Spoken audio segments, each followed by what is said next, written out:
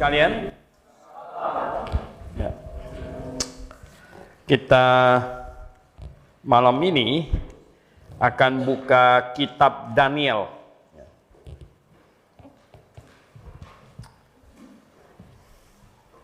Kitab Daniel pasal yang kedua.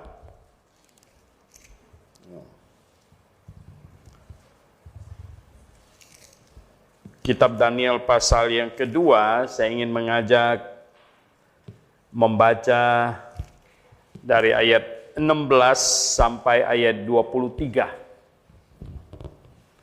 Daniel pasal yang kedua, ayat 16 sampai 23. Perhatikan, maka Daniel menghadap raja dan meminta kepadanya supaya ia diberi waktu untuk memberitahukan makna itu kepada raja. Kemudian pulanglah Daniel dan memberitahukan hal itu kepada Hananya, Misael dan Azaria, teman-temannya, dengan maksud supaya mereka memohon kasih sayang kepada Allah semesta langit mengenai rahasia itu, supaya Daniel dan teman-temannya jangan dilenyapkan bersama-sama orang-orang bijaksana yang lain di Babel. Maka rahasia itu disingkapkan kepada Daniel dalam suatu penglihatan malam. Lalu Daniel memuji Allah semesta langit. Berkatalah Daniel, terpujilah nama Allah dari selama-lamanya sampai selama-lamanya, sebab daripada dialah hikmat dan kekuatan.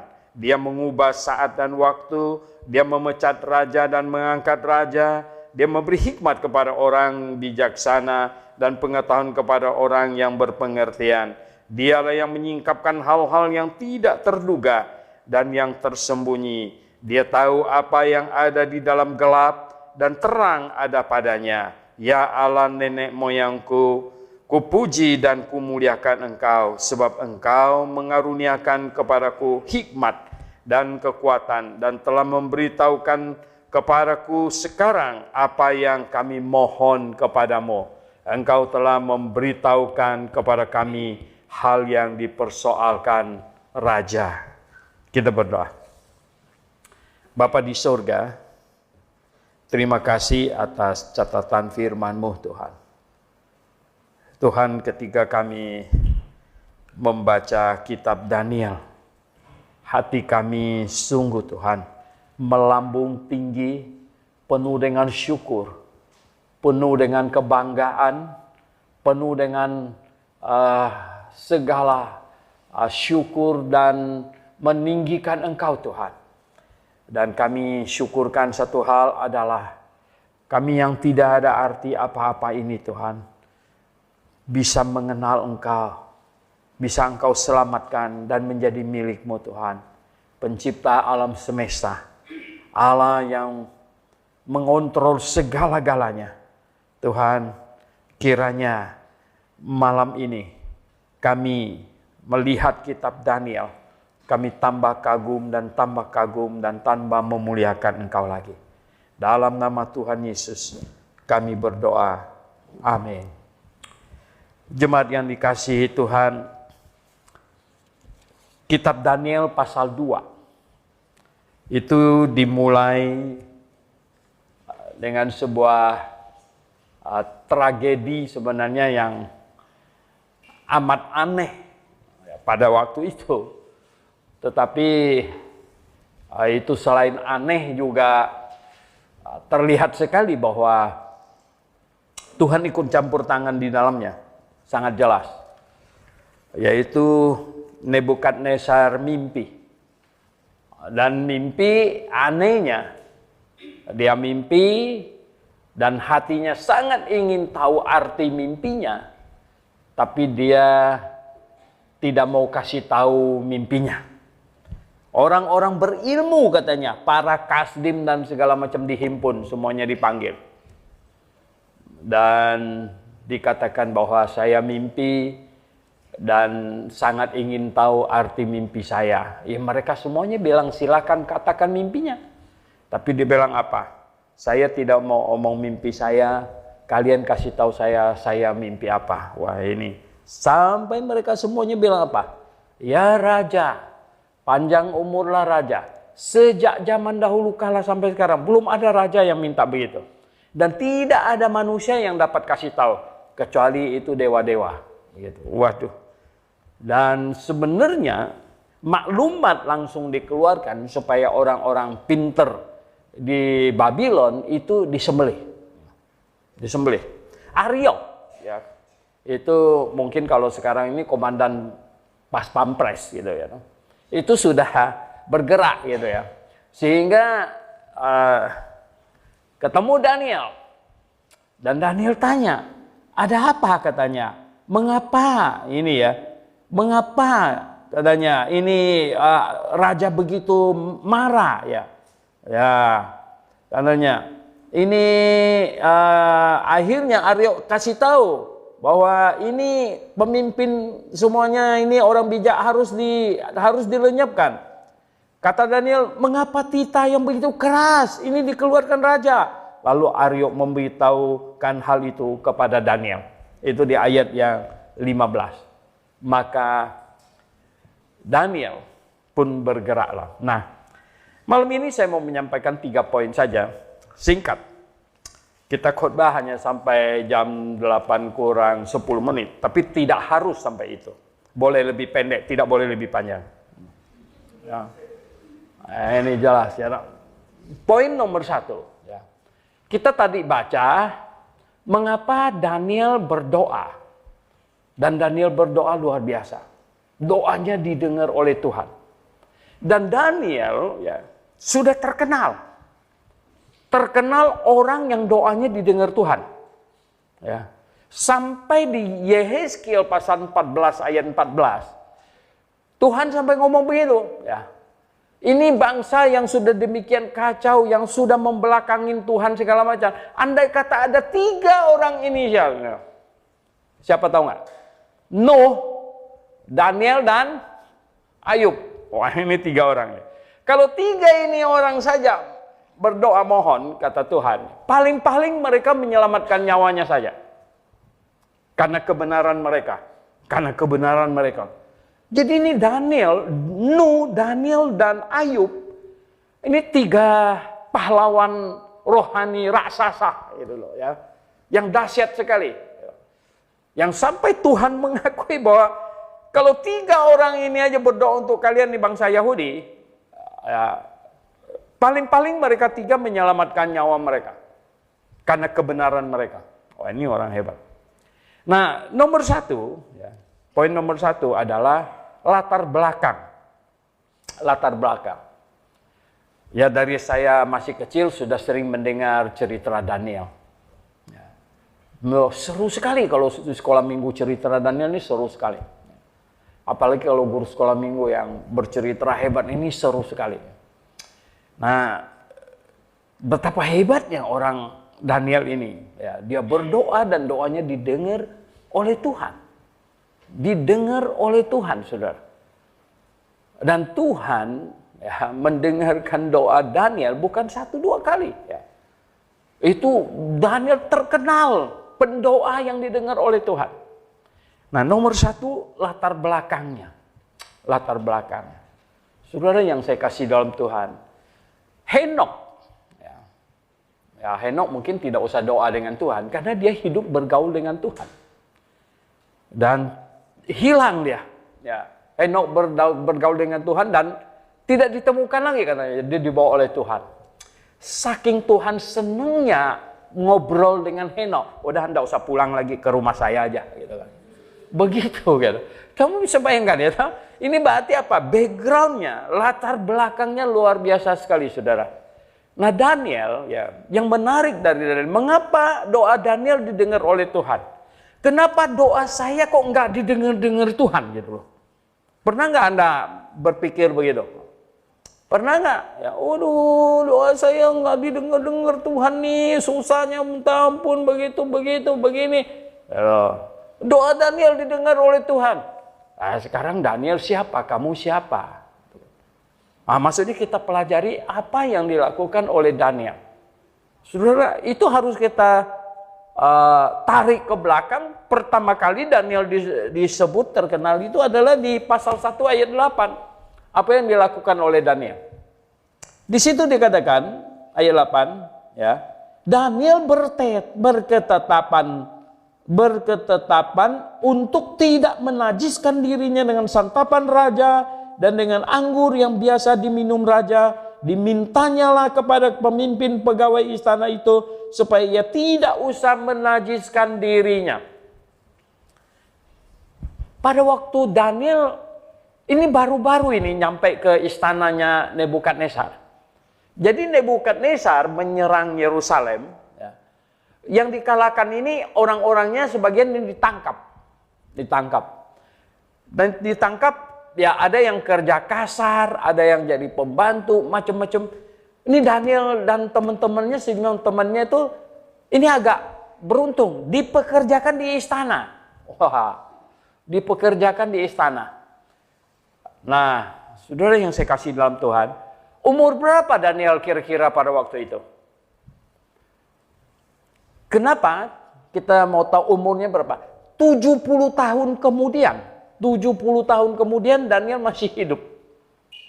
Kalau 70 tahun kemudian dia umur 90, berarti saat itu dia umur 20. Kalau 70 tahun kemudian dia umur 86, berarti saat itu dia umur 16 tahun. Ini masih sangat muda, saudara. Mungkin Daniel pada waktu itu antara umur 17 sampai 20. Diperkirakan begitu. Masih sangat muda, saudara. Nah, yang kita perlu sangat mengenal Daniel dengan baik adalah begini. Mengapa Tuhan mendengarkan doa Daniel sedemikian rupa? Kenapa? Semudah itu, saudara. Bisa memiliki satu tekad di dalam hatinya. Tekad yang luar biasa. Yang pasti menggugah hati Tuhan. Tekad anak muda, saudara. Tekad anak muda. Saya tidak mau menajiskan diri saya dengan makanan darah. Kita ini kalau tidak memahami waktu itu ya tidak bisa. Waktu itu orang Yahudi tidak boleh makan ya binatang haram, ya ini tidak menajiskan dengan anggur dan lain sebagainya, tidak. Gitu. Jadi Daniel ya semudah itu, saudara, masih anak muda yang sangat muda, dia sudah bertekad, ya, berketetapan hati, tidak mau menajiskan dirinya. Hebat nggak, saudara? Hebat nggak? Saya menantang orang muda. Ya. Sejak muda bertekad, ya, bertekad. Saya ingin menyenangkan Tuhan. Saya ingin memuliakan Tuhan melalui hidup saya. Saya tidak mau mengotori diri saya. Saya tidak mau terseret oleh dunia. Saya ingin menyenangkan Tuhan. Wow. Tuhan tergugah. Ya. Tuhan tergugah. Mungkin ada orang yang berpikir begini, itu Daniel, kita nggak bisa ikut dia. Sebenarnya tahu nggak? Yang dicatat oleh Alkitab ini semuanya ini manusia biasa. Manusia biasa. Artinya begini loh. Mereka bisa, kita pun bisa. Kalau kita mau. Gitu. Bukan berarti mereka bisa, saya pasti nggak bisa. Bukan begitu. Mereka bisa, kita pun bisa. Asal kita mau juga bertekad begitu. Gitu. Masih usia sangat muda, sudah berketetapan hati untuk memuliakan Tuhan, untuk menyenangkan hati Tuhan, menghindarkan hal-hal yang najis, menghindarkan hal-hal yang menyakiti hati Tuhan. Luar biasa, saudara. Nah, jadi begini, bukan sudah hadapin malapetaka gitu, si Aryok sudah keluarin pasukannya, sembeli orang, baru buru-buru cari Tuhan, berdoa. Gitu. Ya, rasanya tidak begitu. Ya. Banyak orang dalam hidup tuh begini. Di waktu baik-baik, di waktu segala sesuatu aman, tentram, ya. Langit biru, jalan datar. Lupa Tuhan. Sekali malapetaka datang, ada ancaman, ada kesusahan, kesulitan segala macam, baru bergegas-gegas cari Tuhan. Ini Aryok sudah bergerak. Ya, ini. Ketika ayat 13 bilang, ketika titah dikeluarkan supaya orang-orang bijaksana dibunuh, ya, maka Daniel dan teman-temannya pun terancam akan dibunuh. Habis juga mereka. Ya. Lalu berkatalah Daniel dengan cerdik dan bijaksana kepada Aryok. Orang semuda itu bisa cerdik dan bijaksana ya. Hebat juga ya. Sebenarnya luar biasa kagumnya sama Daniel. Ini banyak yang nama Daniel ini ya. Bapaknya kagum sama Daniel, betul nggak? Iya, Daniel ini ada. Ya, cerdik dan bijaksana. Nggak tahu dia ngomong sama Aryok apa-apa lagi gitu ya. Loh, kenapa you pergi bunuh-bunuhin orang? Aryok bilang ini titah. Udah bukan Nesa nih, nggak main-main nih. Ya loh. Wah, makanya dibilang apa? Tahan dulu. Gitu, tahan dulu. Ya, tahan dulu. Nah, sudah ada yang saya kasih dalam Tuhan Yesus. Dia suruh tahan dulu. Tunggu kami berdoa dulu. Mungkin ngomongnya dong. Makanya dia berdoa. Nah, poin yang kedua yang saya mau ingin ajak ya Anda renungkan malam ini, yang pertama itu latar belakang. Yang pertama latar belakang. Anda tidak bisa tidak membangun latar belakang yang mengasihi Tuhan. Ya, hidup memuliakan Tuhan. Mentaati firman Tuhan. Ya. Tidak bisa tidak membangun itu. Terus dalam kesesakan lalu lari kepada Tuhan. Ya. Tidak begitu, saudara. Dan yang kedua, Daniel, ya, yang kedua, minta kepada Aryok dikasih waktu. Dia mau berdoa dan dia ajak teman-temannya. Daniel ini kelihatannya pemimpin. Dia ajak teman-temannya yang Hananya, Misael, ya, Azaria, ya, itu diajak mereka. Kita perlu doa. Ini leher kita ini putus ini sebentar lagi kalau kita nggak doain. Kalau Tuhan tidak singkapkan ini habis ini. Ya, makanya mereka berdoa. Lihat, ya. Poin nomor 2 yang indah dari ayat yang kita baca ini adalah apa? Daniel share dan minta supaya doa bersama teman-temannya. Nah, ini sesuatu yang indah. Mengapa kita doa Rabu malam? Kenapa kita datang berdoa Rabu malam? Kenapa? Ya udah masing-masing doa di rumah aja. Jakarta ini macet, tahu? Ya, repot datang ke sini. Masing-masing doa di rumah. Oh tidak. Tuhan mau kita jemaat, apalagi ini jemaat. Jemaat itu tubuh Tuhan. Sedangkan Tuhan itu kepala dari jemaat. Jadi doa jemaat itu adalah doa yang paling Tuhan dengar. Kenapa?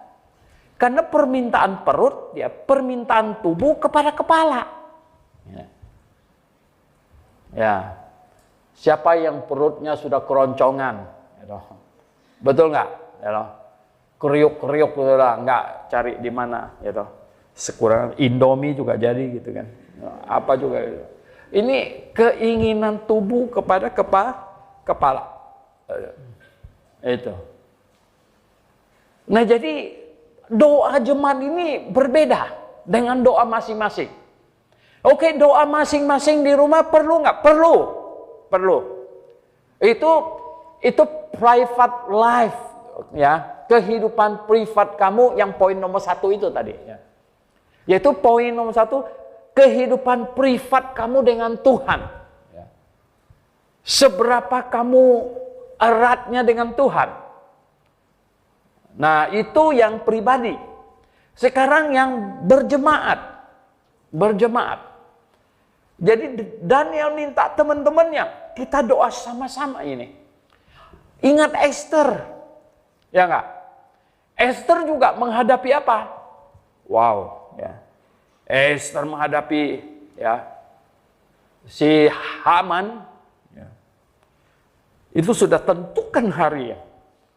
Semua orang Yahudi di seluruh Persia akan disembelih. Akan disembelih. Nah, jangan ada sisa satu pun. Berarti apa? Yahudi punah. Punah. Esther bilang sama Mordekai, bukan cuma doa, puasa 3 hari 3 malam, puasa, jangan makan, 3 hari 3 malam, puasa, tentu sambil berdoa. Untuk saya, dia bilang, nanti saya akan pergi menghadap raja. Doanya bukan doa Tuhan tolong kami gimana. Pasti mereka doa apa? Tuhan beri hikmat pada Esther. Apa yang mau diomongkan kepada Raja Ahasuerus. Wah, kita sudah baca kitab Esther loh. Pinter nggak Esthernya? Pinter ya. Waduh. Dia datang-datang bukan, Raja mau lapor, ada si Haman mau bunuh kami gitu. Gitu. Betul nggak? Dia apa? Dia datang, Ahasuerus ulurkan tongkatnya. Ada apa? Mau minta apa? Mau undang raja makan. Wow, makan. Raja kan pintar. Ini pasti ada mau minta sesuatu ini. Habis makan mau minta apa? Minta besok datang lagi makan. Makan lagi ini tuh. Sampai 3 kali. Ya toh. Sampai 3 kali sekarang. Minta apa? Kamu minta apa sekarang? Setengah dari ini kerajaan kasih sama kamu. Enggak minta apa. Cuma minta nyawa saya aja. Hah? Ahasuerus langsung katanya ya. Karena ada orang mau bunuh saya. Ahasuerus bangkit katanya ya toh. Lari keluar. Si Haman naik sampai ke tempat tidurnya nyembah-nyembah. Saudara yang saya kasih dalam Tuhan, luar biasa. Semua itu hasil doa. Bukan doa sendirian. Doa sama-sama. Ya, doa sama-sama. Nah, itulah sebabnya mengapa kita perlu doa sama-sama. Karena doa sama-sama ini sehati. Di sini Daniel, Hananya, Misael, Azaria, mereka berdoa bersama. Nah, mahasiswa doa bersama. Ya. Ada doa pagi kan? Oke. Memang kata Tuhan Yesus, 2-3 orang sehati minta dalam nama, akan diberi. 2 orang sehati. Wow, kita mesti sehati. Oke, itu poin 2. Poin 3. Ya, poin 3. Oh, kita lihat. Doanya dikabulkan katanya. Lalu ketika doa Daniel dikabulkan, apa yang diperbuat oleh Daniel? Apa yang diperbuat oleh Daniel? Dia di ayat yang ke-19, lalu Daniel memuji Allah semesta langit. Ya toh. Ketika Daniel diberi penglihatan mimpi Nebukadnezar, Daniel tahu selamatlah kepala kami semuanya. Selamatlah Bukan cuma kepala dia, kepala semua orang lain juga ini yang terancam dipenggal. Saudara yang saya kasih dalam Tuhan, maka Daniel memuji Tuhan. Daniel memuji Tuhan. Oh, saudara yang saya kasih dalam Tuhan Yesus. Ketika doa kita dikabulkan oleh Tuhan, kita harus peka. Kita harus memuji Tuhan. Dan kita akan makin dekat kepada Tuhan. Kita harus makin mengasihinya. Kita harus semakin setia di dalam melayaninya. Semakin setia. Saya pikir ya, Daniel setelah doanya dikabulkan oleh Tuhan. Ini bukan yang pertama, saudara. Pada waktu uji coba, kan si Aryok bilang, waktu dia bilang gini, kami makan sayuran saja. Itu daging-daging babi memang enak. Mungkin ya, entah makanan apa gitu yang Nebukadnezar, ya bipang segala macam gitu lengkap di situ. Ya. Itu memang enak. Tapi kami tidak makan, kami makan sayur. Aryok bilang, lah kalau kau pucat, kalau kau tidak sehat, saya bisa ini loh, ya, risiko besar. Tes, kata Daniel, tes. Jadi satu waktu, ya katanya setelah dites, mereka dihadapkan kepada Nebukadnezar, muka mereka berseri-seri. Ya. Mereka baik semuanya, dalam kondisi baik. Dan didapatkan katanya, mereka jauh lebih berhikmat dari orang-orang yang lain. Wah, hebat sekali. Nah, Daniel sudah tahu, Tuhan mendengarkan doanya. Karena tekadnya, maka Tuhan mendengarkan doanya. Dan Tuhan mendengarkan doa, dan itu seperti turbo gitu ya. Ya. Jadi memacu kembali. Wow, ya. Hasilnya memacu kembali gitu. Saudara yang saya kasih dalam Tuhan Yesus. Ya. Coba, berapa banyak doa kamu yang sudah didengar Tuhan? Dijawab Tuhan. Ada nggak? Masa nggak ada? Ya, atau kamu tidak peka? Ya nggak? Ada nggak doa kamu dijawab oleh Tuhan? Hah? Oh, atau nggak ada jawab? Udah lupa? Ya, ada nggak doa kamu dijawab oleh Tuhan? Ya, udah jawab oleh Tuhan, bagaimana? Tambah beriman, tambah mengucap syukur, tambah setia kepada Tuhan. Ini ya. Inilah Daniel. Kenapa dia begitu hebat? Ya. Dipakai oleh Nebukadnezar sebagai perdana menteri. Diangkat oleh anaknya Belsyazar, walaupun sebentar aja. Ya.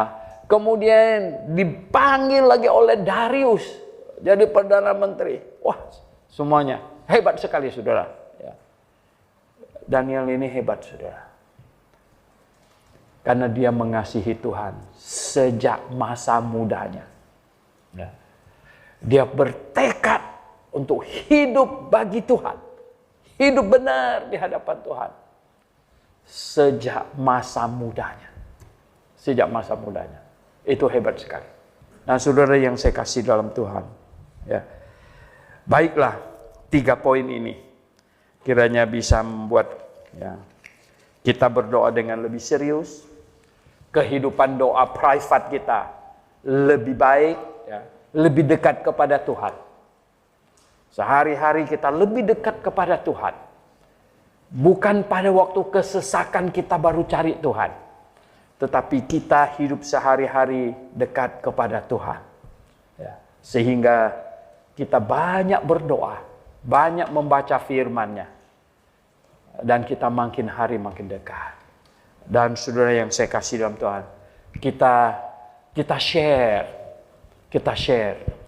Daniel itu mendukung temannya. Dia mendukung temannya. Tuhan Yesus pernah bilang sama Petrus, Simon, katanya, aku lihat iblis menuntut menampi kamu. Ya, iblis menuntut menampi kamu. Dia bilang, ya, jikalau engkau sudah sadar, ya, maka kuatkanlah saudaramu yang lain. Betul, ya. Saudara yang saya kasih dalam Tuhan Yesus, mahasiswa teologi. Ya. Anda mau keluar jadi pemimpin. Yang hebat itu apa? Di asrama dulu jadi pemimpin. Di asrama. Pemimpin natural. Pemimpin natural itu begini ya. Tanpa perlu diangkat, dikasih jabatan senat lah, apalah segala macam, tanpa. Pemimpin natural itu apa?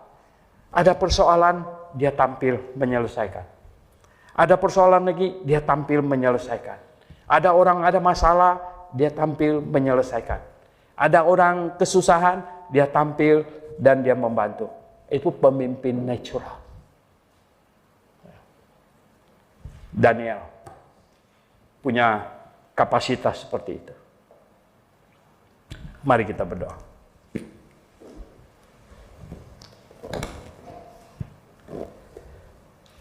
Bapa di dalam surga, terima kasih.